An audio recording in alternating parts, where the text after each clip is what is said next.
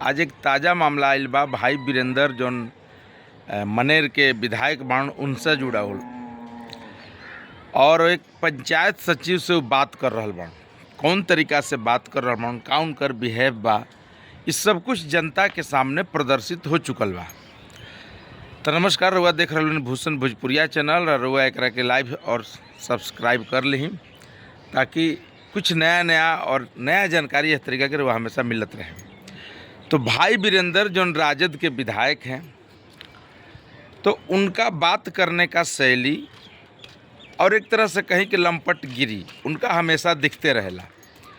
ताज़ा मामला जौन पंचायत सचिव से जुड़ल बा, जब वो फ़ोन उठा के कहलन कि हाँ हम भाई वीरेंद्र बोलतानी, तो ये ना कहलन कि हाँ भाई वीरेंद्र मनेर विधायक बोल रहे हैं। ये बात ना कहलन। मान के चलिए वो अधिकारी उनका के ना जानत होखे, नया ज्वाइन कैले होखे, या फिर जानते हुए भी अगर अनजान बन रहा बा, तो अगर विधायक कह देतन तो हो सकेला कि वो प्रोटोकॉल के पालन करी।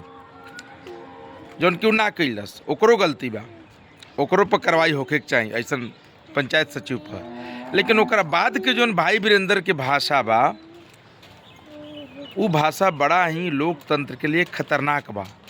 क्या लोकतंत्र में चुनने वाले विधायक इसी तरह जनप्रतिनिधि होकर के आम जनता से या सरकारी अधिकारी कर्मचारी से बात करेंगे? ये कतई जायज़ नहीं है। राजद को ऐसे विधायकों को न सिर्फ ट्रेनिंग देना चाहिए, या फिर अगर ट्रेनिंग दिए हैं तो बोलचाल की भाषा और संस्कार ये सब कुछ उनका झलक रहा है। और हम लोग भी पत्रकार हैं, पिछले 15 साल से पटना में हैं, पत्रकारिता लगभग कर रहे हैं।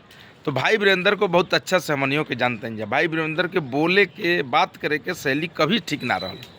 सदन में जौन तरीका से विधायक के साथ उनकर झगड़ा भइल, जो संजय सरावगी अभी भाजपा के वो मंत्री हैं राजस्व भूमि सुधार के, उनको से जो उनकर झगड़ा भइल यही बात के लेकर कहा सुनी भइल। और ऐसा कहा सुन कि भाई वीरेंद्र बहुत उल्टा पुल्टा उनका बारे में बोल रहे।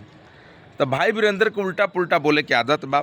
अभी 2 दिन पहले विधानसभा चलत रहे, ओकरा विधानसभा में कह दल विधानसभा बाप के ना हो, तो उनकर वो भाषा को लेकर के जो चेयर पे माननीय विधानसभा के अध्यक्ष काफ़ी प्रतिकार व्यक्त कैलन। माफ़ी मांगे पर पूरा विपक्ष सत्ता पक्ष अड़ गई रहे और विपक्ष माफ़ी ना मांगे पड़ल रहे, ओकरा लेके भी सदन बाधित रहे। तो भाई वीरेंद्र के व्यवहार वाकई में लोकतंत्र खातिर खतरनाक बा। और वो जनप्रतिनिधि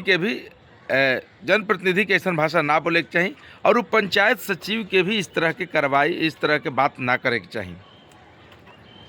लेकिन बिहार सरकार में अफसरशाही चरम पे बा, में कोई शक नहीं है। लेकिन ओकरा बावजूद भी अगर भाई वीरेंद्र के व्यवहार अच्छा रही तो आज उनकर तारीफ हुई, आज सराहना मिली, तो आज हमने के उनका के क्रिटिसाइज या हमने के आईना ना दिखती जा। हालांकि उनका हमेशा आईना दिखावे के पड़ला। उनकर बोलचाल की भाषा हमेशा यही शायद कारण हुआ कि 5 बार से विधायक होके के बावजूद भी अब तक वो मंत्री राजद में ना बनलन।